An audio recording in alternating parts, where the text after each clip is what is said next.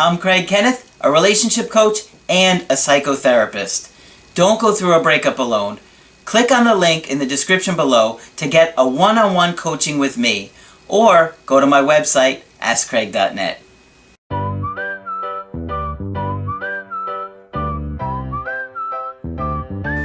Hi there, I'm Coach Craig Kenneth, and in this video I'm going to be talking to you about not a good sign. So, the reason I wanted to do this video is because I wanted to talk about the red flags in our romantic partners. Now, for a lot of us, we overlook red flags with our partner's behaviors, and there's a lot of reasons that this happens. One of the big ones is that if you grew up in a dysfunctional family, it's very easy to overlook a red flag. And it's because we haven't seen a healthy relationship to even know what it's like. So, I got a really good email that I'm going to get into, but I just want to explain a little bit about what it was like for me and my own personal experiences with red flags and how I overlooked them because of my childhood history. I grew up in a home that had a very anxious mom, and it was extremely anxious to the point where it was just, she couldn't hear anybody else because her anxiety level was so high. It's hard to put yourself in anybody else's shoes when you're in survival mode. So that's part of the reason that I became a therapist, as to listen to people, because I want to give people what I didn't get. See how that works? So I didn't have someone that I felt listened to me, so I knew what that felt like to need that, so I decided to give that to others. So, it wasn't her fault, I understand now as an adult that she had tremendous amounts of anxiety. She didn't know how to soothe herself. She didn't know how to calm herself. I, in turn, absorbed that anxiety, and that's why part of the reason I have a very poor memory during my early childhood, because when you're in that anxious state, your mind is in this fog. So I don't have too many childhood memories because it was like being in a fog for most of my childhood. And, on top of my mom having tremendous amounts of anxiety, my stepdad was secretly doing cocaine, which we didn't even find out about until I was in my mid-30s from a good friend of mine's brother who knew that he was doing it, but I had no idea. I was a little kid. My mom had no idea. She was a kindergarten teacher, just sweet kindergarten teacher. She didn't know stuff like that was going on. But why am I explaining this to you? Because you're probably in a situation where you grew up in a dysfunctional family. Maybe it wasn't as severe as that. Maybe it was worse. But when you do grow up in that kind of environment, you feel like that is normal. That's normal to you, and you don't know anything else. So you don't realize that it's unhealthy or destructive or why your needs aren't getting met. And it can happen to everybody. It can happen to anybody. It gets to the best of us. And unless you really work on yourself, you're not going to see it. For me personally, it didn't end there. Once my mom and my first stepdad there got divorced, my mom remarried to a second guy, and this one was even worse because he was bipolar, he was an alcoholic. I mean, he would be screaming all the time. He'd lay on the floor, he'd be drinking, he'd be screaming about the neighbors or his boss or me, or it didn't matter. Everybody was terrible except for him. He was the innocent victim. A lot of bipolar people are always the victim. They find a great way to manipulate it so everybody else has done them wrong. And, living with that was incredibly difficult, when you have somebody, flipping furniture or punching holes in the wall. One time he threw the Bible into the fireplace and he burned the Bible. I wasn't there for that one, but I heard the story from my mom. So, you can imagine what it was like for me personally growing up. It's difficult. So that's part of the reason that I have such difficulties with breakups and attachment trauma, because I talk about how the pain that we go through a breakup is, you know, equivalent, I guess is a good word, of the pain that you experience in your attachment trauma growing up. So, you know, growing up in that kind of environment for me made me overlook a lot of red flags when I was younger and I was dating. And so I would allow people to mistreat me. I didn't know how to set boundaries. I would allow people to just take me for granted. And I didn't stand up for myself like I needed to. And I understand that a lot of you guys are going through this. I mean, you know, they say there's a 50% divorce rate. And so those 50% of the people likely have serious abandonment issues to some extent, you know. And, you know, growing up in that kind of home, especially if you're had a caregiver that took off on you and just abandoned you or the family. And then even in the 50% that stay together doesn't mean that they're healthy or it's functional. The dysfunction that's going on in our culture, not even just our culture, I'm speaking in the United States, but really around the world, we just don't know how to make it work. There's been so many years where men have been told not to talk about feelings and deal with things. And honestly, that's how we heal. Talking about things is the way that the brain heals, and that's the way we move on. So I just wanted to share a little bit of my personal story so you understand that I understand you. And, you know, like I said, I've been a clinician since 2002. I did behavior analysis for almost 4 years before that. So I get it, and I truly have empathy to your situation. And that's why I do this. That's why I love this, because I'm passionate about helping you guys and not just getting back with your ex, but having the best relationship that you possibly can. Because I worked with families for many years too, and I just get so sick and tired of seeing families can't make it work. And we need to be able to have healthy relationships and teach our kids to have healthy relationships. So just know that I do come from a place of empathy and compassion and understanding to whatever you're going through. And though sometimes I try and laugh at it because we have to laugh at things, you know, it's okay to make fun of your situation. And I've got a good email here from someone who definitely has a good, healthy sense of humor. And she's able to laugh at herself. But she's going through a really tough time. And the ironic thing is, like I said, this can happen to anybody.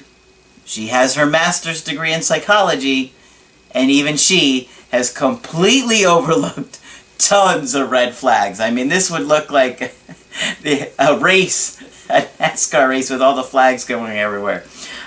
So let me go ahead and get into this email. I think you guys will enjoy this one. She dated this guy for 2 years. Now, he was married before, and he turned his marriage into an open relationship because he was interested in threesomes. That's not good. That's a big red flag already for me. Not that, you know, wanting threesomes makes it like there's something wrong with you, but let's be honest here. If you're in a marriage, you should be talking about whether you're going to have a committed relationship or not well before you've committed to forever with that person, right? Now, apparently this guy was also sent to prison for selling weed. So we see this guy is, you know, like in his 40s, and he's acting like a 19-year-old kid that thinks there are no consequences for this kind of stuff. You know, he's putting himself at risk, and it was another red flag for me, obviously, as well. Now, here's another one. The ex-wife of this guy wanted to kill herself because of how he had neglected her so much. Now, obviously, that's not all on him that she wanted to kill herself, but she must have felt tremendous amounts of abandonment from him. And my guess is that part of that is because he was smoking weed so often. How can you really be there for somebody if you're not even there for yourself? Now, when she said that in the email, I understood, okay, something's going on here. This guy's 40 years old. He's smoking like crazy. He's getting arrested for selling weed. This is not somebody who's put together well. There's something going on here. And of course, I was right. Because, she goes on to say, he was molested as a child by his older cousins. So, now we know we've got a lot of unresolved trauma here. And this is likely the reason why he is smoking weed. Now, there's a huge social stigma with being molested. But statistically, it happens to like 1 in every 4 girls. And that's what's reported. Okay? So you have to understand, there is no shame with being molested. I know a lot of you guys feel incredible amounts of guilt and shame with it, and you shouldn't. You didn't do anything wrong. At the time, you didn't know what was right from wrong. You're a kid, you don't understand these things. And if you don't talk about it, you're going to continue to have these trauma symptoms and a lot of anxiety until you do. Because trauma floats in this timeless bubble in our unconscious, just floating around there until you talk about it and nail it down. So, I mean, there's a lot of stuff that goes on with trauma. It's like a safety alarm where it's like, you know, your body's trying to keep you safe. So, you know, if many hundreds of thousands of years ago you left your cave and you were attacked by a saber-toothed tiger, it's going to traumatize you. So next time you go to leave that cave, the trauma comes up, the anxiety comes up to keep you safe. You see how it works? The trauma is really there to protect you, but it kind of, once it sets off the wiring in your body, it's hard to shut it off. So you really have to talk about it. So, my guess is that the woman who wrote the email also experienced a lot of trauma because she's overlooking a lot of things. She's attracted to somebody who is not emotionally available to her, who's doing drugs, going to prison for it, and on and on. There's more. Let me go on. So if you're sitting there listening and you're thinking, well, this sounds like me, there's a lot going on there, and you have to talk about it. That's why I love doing the Skype coaching with you guys. I love those aha moments that I get all the time where I'm honest with you guys, and I'm going to tell you guys something that I think is going to be like, oh. And I had this great session a couple days ago with this guy, and the look on his face was priceless when I just was pointing out these moments to him, and he was going to 2 therapists, and he was just like, how are you seeing this? I go to 2 therapists and neither of them are coming up with any of this stuff.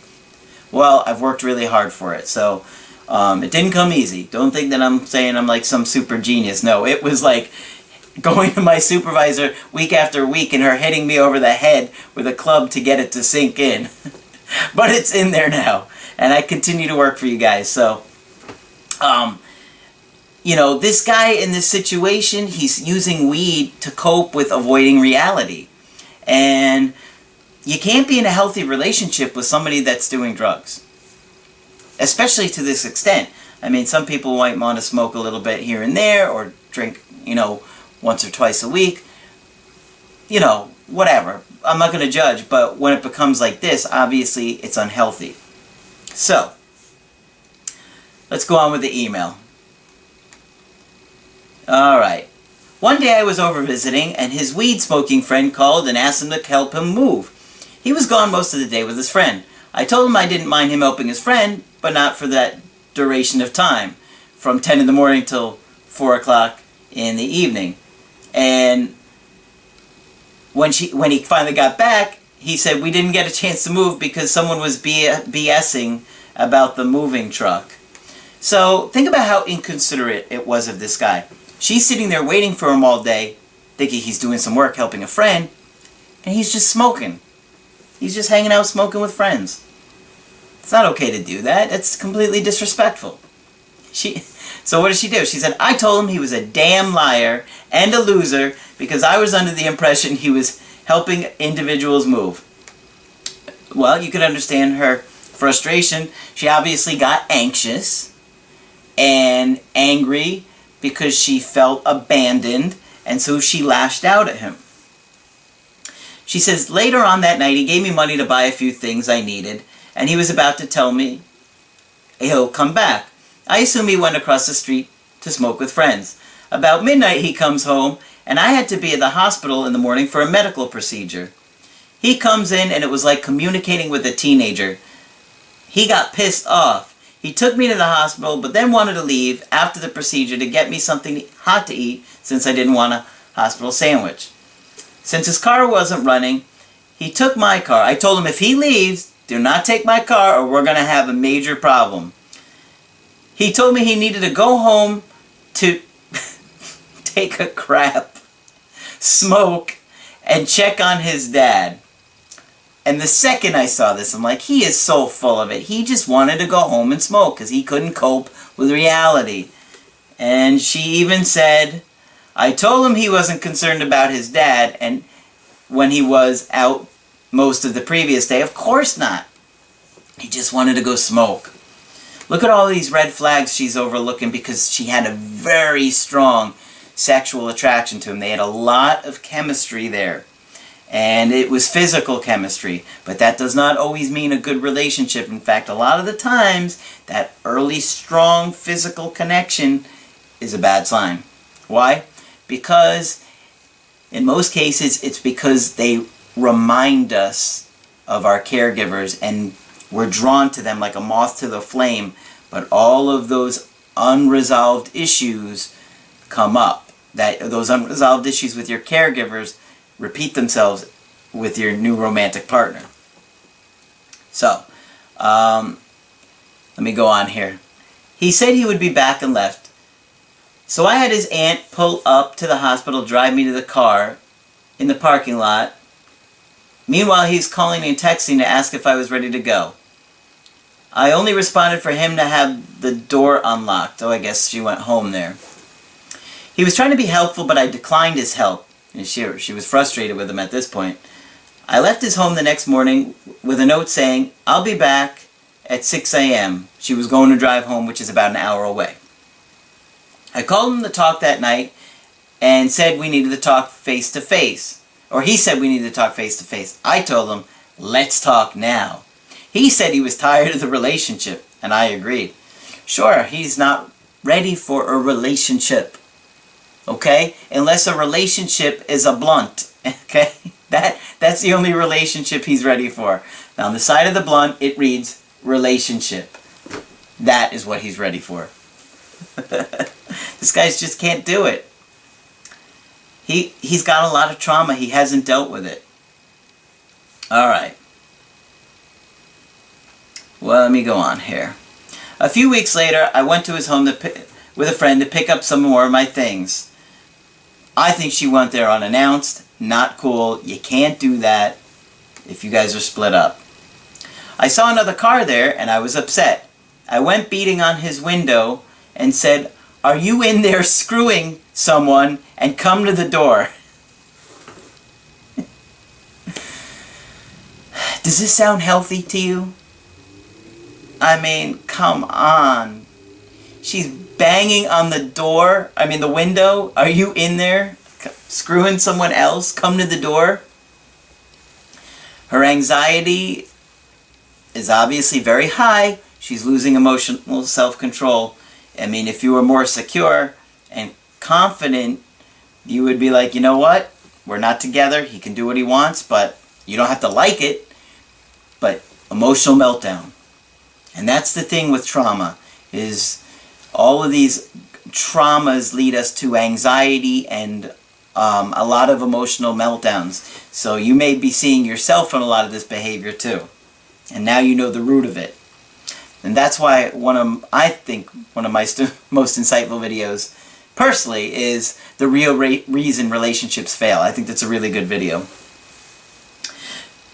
So it's about to get worse. He let me and my friend to get some paperwork. I guess I was moving too slow and he was being rude, telling me to hurry up. So I stood up to go sit on the other end of the bed and he turned me around and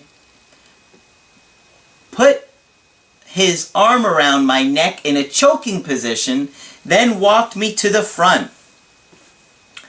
Well, that's just a friendly hug, isn't it? He grabbed her by the... put her in a headlock and dragged her to the door. My friend made him stop and he called the police and told them he was removing me from his home. This is true love, isn't it? Can't you just tell they're meant for each other? The violence, the lies, the violence. Did I mention the violence? This is not healthy. Are you guys paying attention to this? You might be wanting to write down some of these red flags for yourself. Okay. It gets worse. I know you're thinking how, but it does. We left, and I happened to see a police officer at a gas station. I told the officer what happened, filled out a report, and he took some photos of the laceration around my neck. The officer said he would send one to speak with him. I was pissed as hell. That's what she put. I went to get gas for my car and got some on my hands. I had a regular water bottle and pretend it had gas inside to scare him.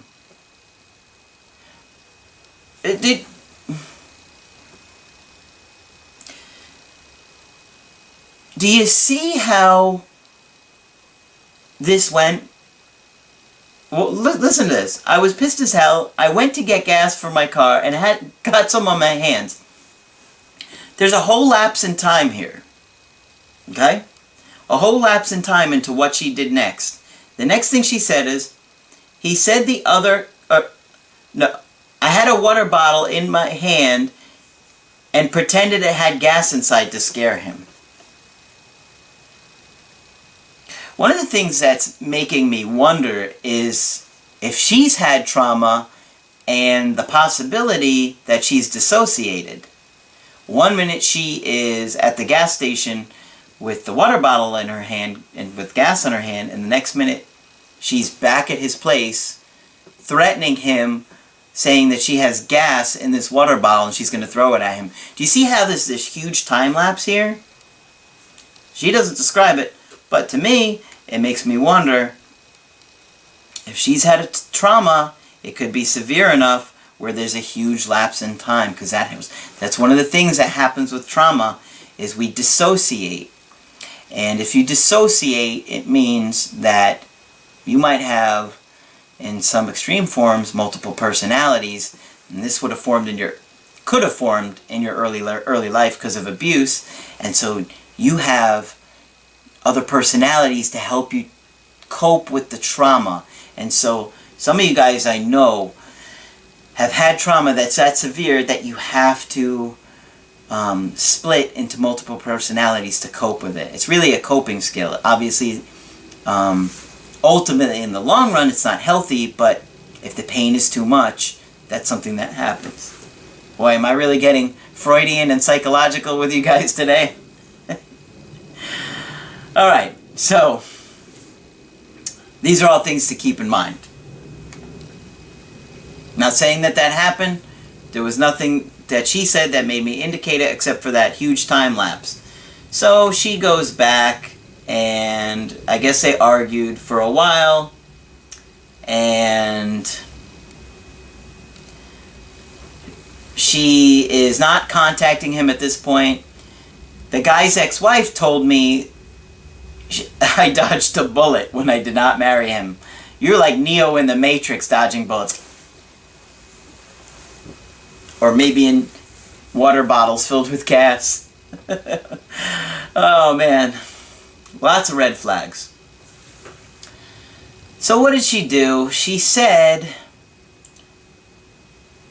he's pissed because I still contact his daughter sometime, and the family's acting differently when I text them since the breakup. You probably did that trying to get information. That's not good. Which I thought some of them were good people, so I stopped. You thought some of them were good people? Hopefully not the cousins. They're friendly, all right. A little too friendly. I try and make light of it a little bit, but it's absolutely horrific what they, did. Because, the cousins molested this guy. Alright. So, here is just kind of my thoughts about the situation. She's in a situation with some real deal breakers here. This guy, I don't see him changing at all. His behavior is very immature. He's in his 40s. He's still acting like a kid with no consequences. Going to prison for selling weed. He's smoking all the time. He's got trauma issues that he hasn't dealt with. And, you know, obviously he's got a violent temper, choking her and leaving a laceration on her neck. And, you know, the thing is like, just because you have a strong somebody does not mean you should be with them. Okay? I know it can be this powerful, magnetic, intense feeling, but you have to act like an adult, and it's got to be a healthy relationship. Otherwise, you're going to just wind up with your police at your house every other week. Or worse. Obviously, you know, she has some work to do. She's banging on windows. She's got some crazy behavior herself. And she's tolerating, overlooking inappropriate behavior and unhealthy behavior because she's probably learned to suppress her needs and has learned to look the other way from, you know, inappropriate behavior due to her childhood. So, I know that was a lot to take in, but if you want to get my help personally, go to my website, askcraig.net, and sign up for the coaching option that works best for you. If you like the video, put a like on there, and be sure to subscribe to the channel, because I do post videos Monday through Friday. That's it for this video, though. I'm Coach Craig Kenneth, and I will talk with you soon.